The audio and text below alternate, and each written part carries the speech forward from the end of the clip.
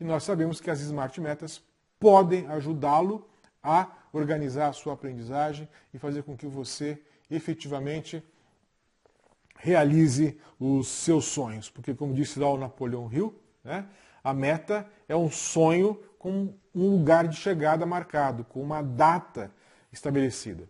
Então vamos ver aqui com mais detalhes agora o que significa o S de Smart Metas. Um objetivo específico deve indicar claramente o que você quer realizar. Por que é uma meta importante? Por que essa meta é importante para você? Como você pretende atingir essa meta? Depois, o M. Uma meta mensurável deve incluir um plano com metas e marcos que você pode usar para se certificar de que você está se movendo na direção certa. A meta, ela tem essa finalidade, né? Te dá a direção do lugar para onde você está indo. Um objetivo atingível deve ser realista e incluir um plano que divide o seu objetivo global em etapas de ações menores e gerenciáveis. Depois, a relevância. Um objetivo relevante deve fazer sentido, deve ser um propósito para você, quando comparado com o conjunto da sua vida e de seus desejos.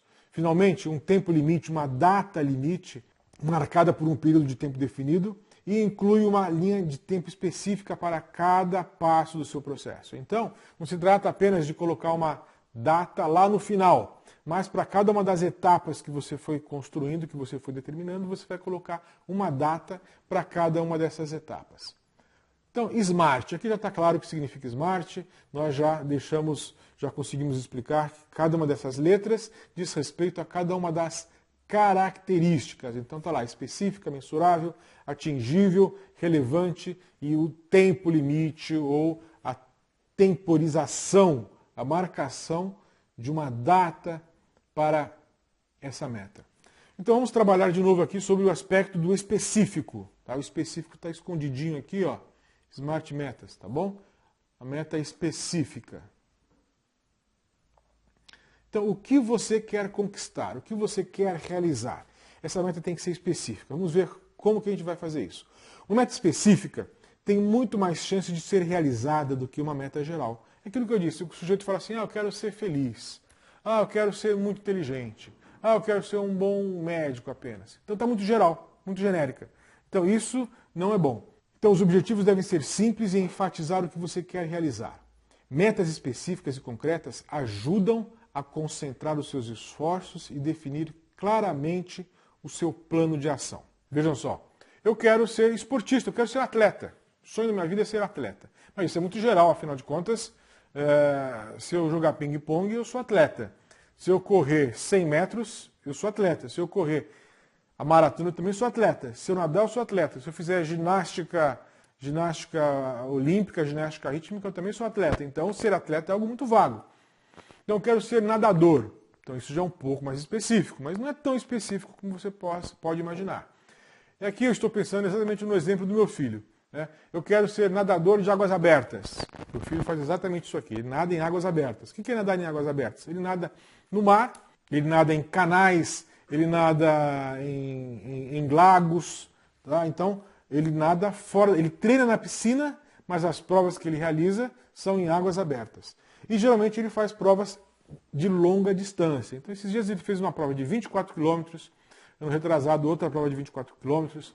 Esses dias eu acompanhei ele para dar uma volta, não na Ilha do Mel completa, mas numa parte da Ilha do Mel. Então foram 20 quilômetros nadando. Provas de 4, 5 horas de natação. Então veja só, aqui é uma meta muito, muito, muito específica. Eu quero ser atleta, ótimo, beleza. Mas eu quero nadar, ótimo, eu gosto de nadar. Beleza. Mas eu quero nadar em águas abertas, não quero nadar em piscina. Eu quero nadar em águas abertas, realizando provas longas. Pronto. Esse meu filho, ele se prepara para isso. Ele treina exatamente para isso. E com isso ele consegue resultados muito bons para a idade dele. Tem 16 anos e já nadou 24, 20 quilômetros, provas muito longas. Então, eu quero ser, por exemplo, diplomata. Ótimo, diplomata, né?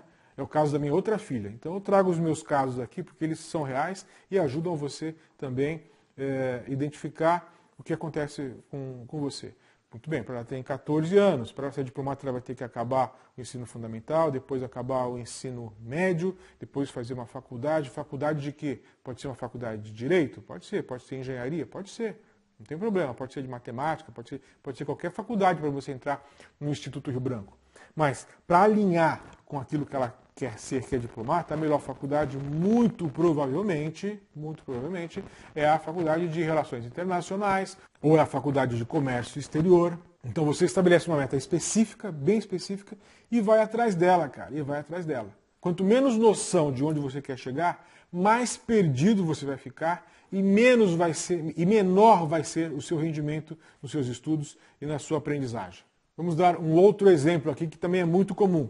Estamos tratando da especificidade das metas. Então vamos apresentar aqui para você agora mais um exemplo que é muito comum. A pessoa pode ter decidido por estudar direito, fazer faculdade de direito. Bom, mas isso ainda é muito vago, porque o cara que faz direito, ele pode simplesmente ser consultor jurídico, mas ele também pode ser advogado, ele pode fazer concursos públicos, enfim, a faculdade de direito pode servir para muita coisa. Tem um exemplo famoso naquele filme, acho que é o filme 3 daquela trilogia do Don Corleone, do Poderoso Chefão, que o filho do Al Pacino, ele quer ser músico e o Al Pacino quer que o filho seja advogado. Daí o Al Pacino fala assim, o curso de Direito é uma apólice de seguro. Por quê? Porque você pode fazer muitas coisas. E tem uma outra passagem que aparece o sobrinho do Al Pacino, que é o Andy Garcia, novinho também, no começo da carreira. E o Andy Garcia é parente dele, é sobrinho, né?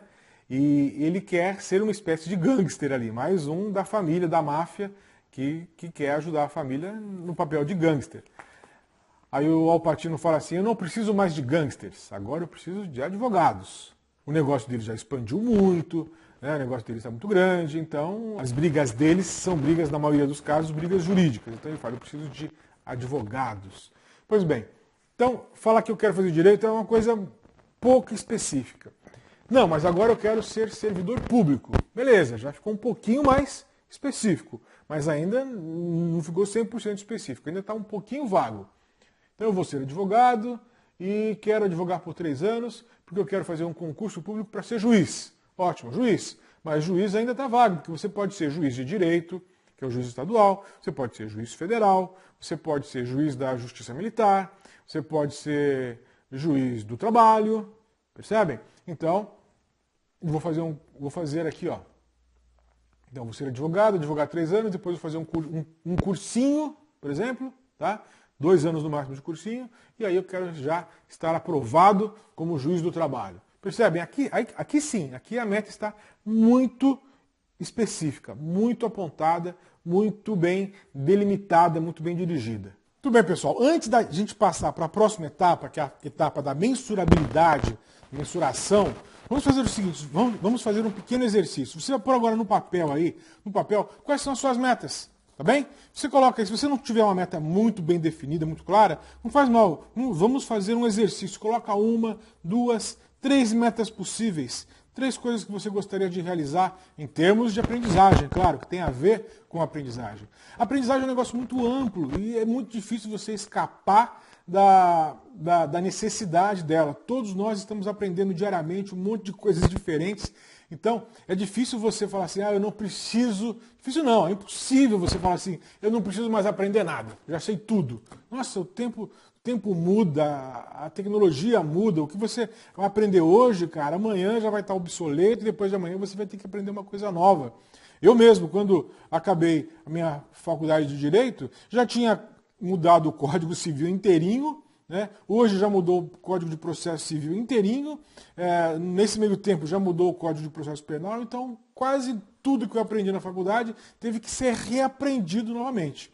Bom, mas isso aqui também é outro assunto para outra hora, né? O que eu quero que você faça agora é que você estabeleça algumas metas de aprendizagem para você. Se você tiver alguma meta muito nítida, muito específica, muito clara na sua mente, ótimo, excelente, você está de parabéns, porque você vai chegar mais rápido e com mais precisão onde você quer chegar. Se você não sabe, você está meio confuso, não tem problema. Você escolhe uma, duas ou três metas, coloca no papel e começa a se imaginar realizando essas metas na sua vida. Todo estabelecimento de metas é um exercício de imaginação, porque você está simplesmente se imaginando como vai ser no seu futuro quando você alcançar isso ou quando você alcançar aquilo. Tá bem? E com isso a gente passa para a próxima etapa, que é a da mensuração. Vamos sair do S de específico e vamos para o M de mensurável.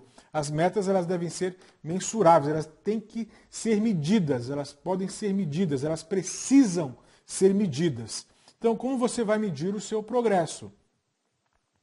Como você vai medir o seu progresso? Então, é necessário estabelecer critérios concretos para medir o seu progresso em direção à realização de cada objetivo que você definiu. Quando você mede o seu progresso, você permanece na direção correta, alcança os seus prazos, experimenta aquele sentimento bom de realização que vai incentivá-lo a se esforçar de forma contínua para alcançar os seus objetivos que estão mais distantes. Então, é muito importante, é fundamental que você consiga estabelecer essas medidas, né, essa régua. Você pode fazer isso como? Como nós estamos tratando aqui de estudos e de aprendizagem, é muito comum, né, a métrica básica, a régua elementar, são as suas notas.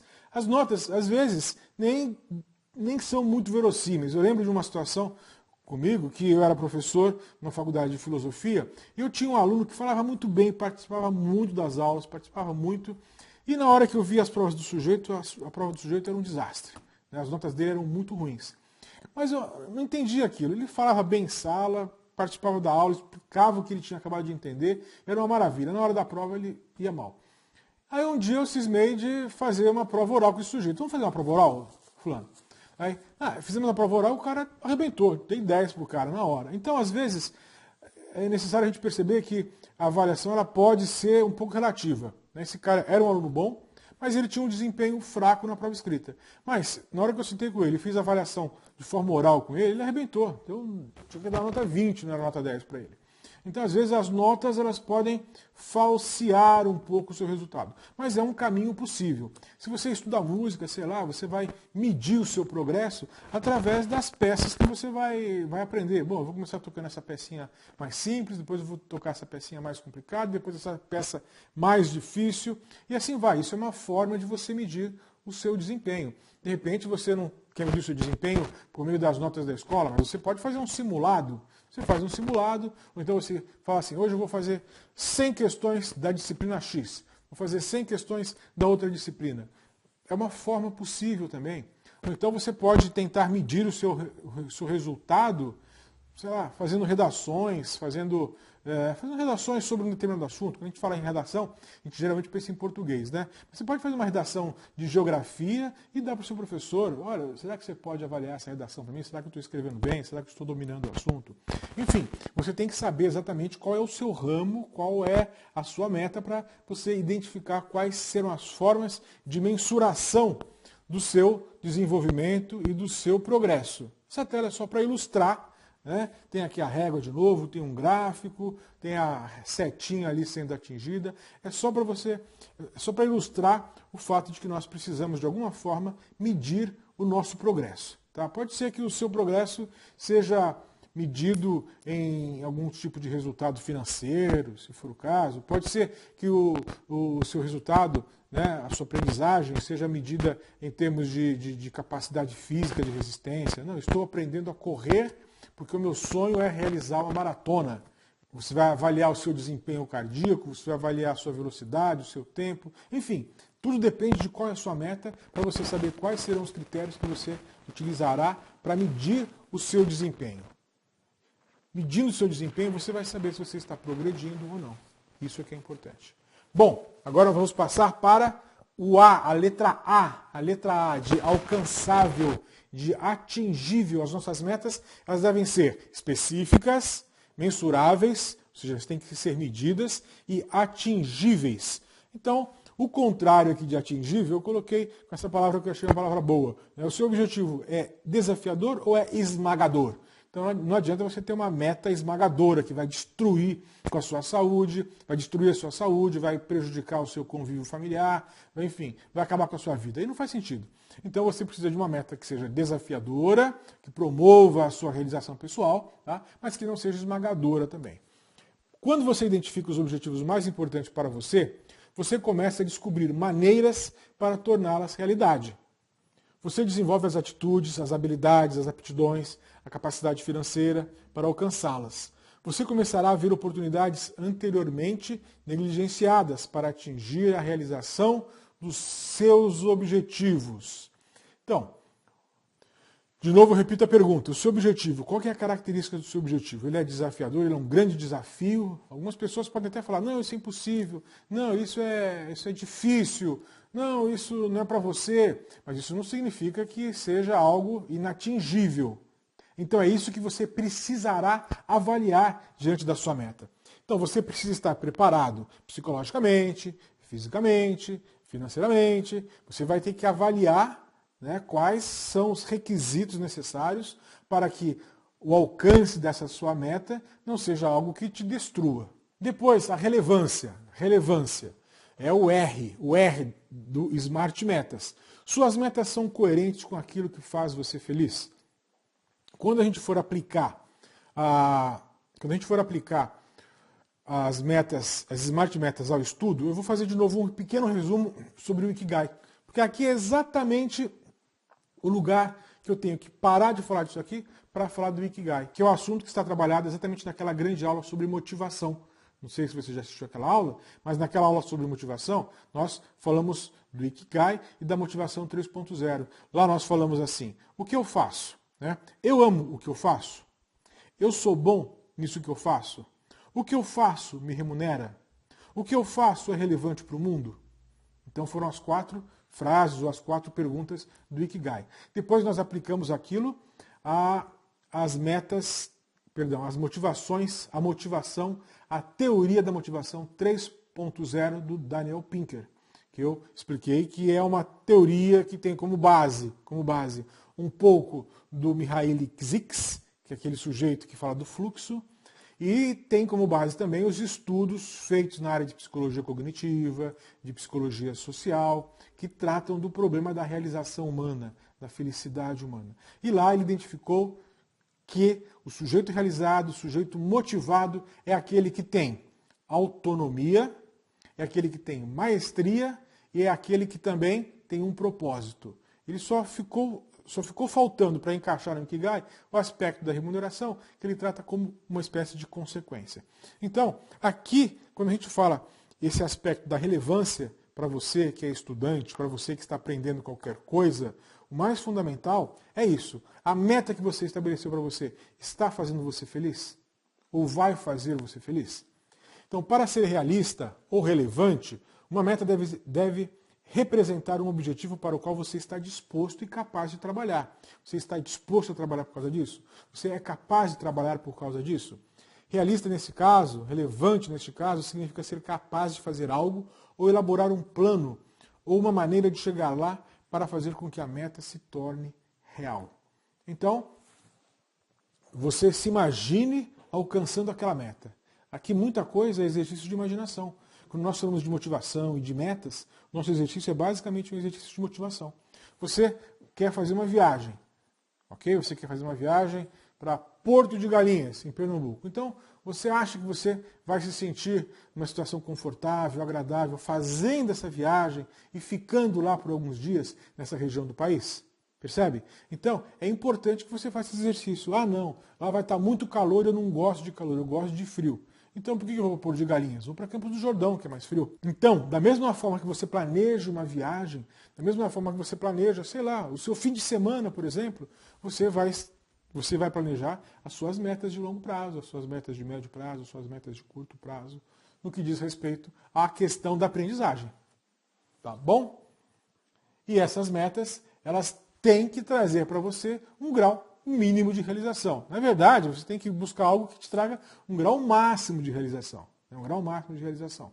Daí o R de relevante das Smart Metas. Agora nós vamos para a última letra da palavra SMART, que significa inteligente em inglês. SMART metas ou metas inteligentes. Sendo que o T aqui é a primeira letra da palavra tempo, tempo limite, ou característica da temporalização, ou a meta tem que ser uma meta temporizada. Então, tem várias palavras aí para você usar a letra T, de tempo, que nós também podemos aqui traduzir por data. A ideia é essa, né? Você vai estabelecer um tempo, eu quero alcançar isso em 2 anos. Bom, 2 anos de hoje para frente vai dar uma data. Que data que é essa? Então você tem que colocar uma data para você encerrar esse projeto. Tá? As datas, elas têm um efeito assim organizador também. Elas têm um efeito organizador porque elas vão ajustando o seu projeto para que ele seja concluído na data final.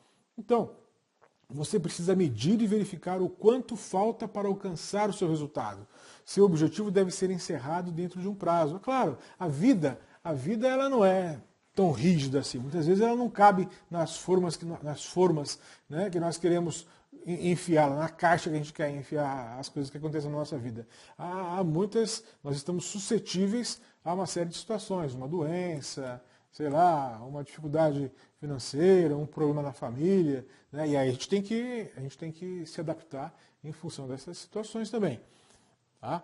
Mas o prazo vai servir